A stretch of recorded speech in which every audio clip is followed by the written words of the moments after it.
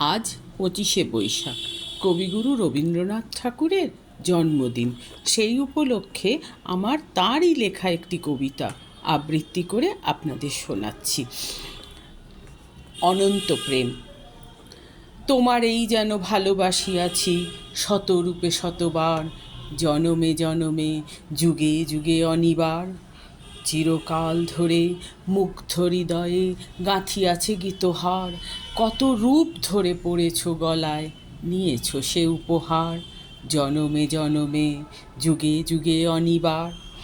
যত শুনি সেই অতীত কাহিনী, প্রাচীন প্রেমের ব্যথা, অতি পুরাতন বিরহ মিলন কথা, অসীম অতীতে চাহিতে চাহিতে দেখা দেয় অবশেষে কালের তিমির রজনী ভেদিয়া তোমারই মূরতি এসে, চিরস্মৃতিময়ী ধ্রুব তারকার বেশে। আমরা দুজনে ভাসিয়া এসেছি যুগল প্রেমের স্রোতে, অনাদিকালের হৃদয় উৎস হতে। আমরা দুজনে করিয়াছি খেলা কোটি প্রেমিকের মাঝে, বিরহ বিদুর নয়ন সলিলে মিলন মধুর লাজে, পুরাতন প্রেম নিত্য নতুন সাজে। আজি সেই চিরদিবসের প্রেম অবসান লভিয়াছে, রাশি রাশি হয়ে তোমার পায়ের কাছে।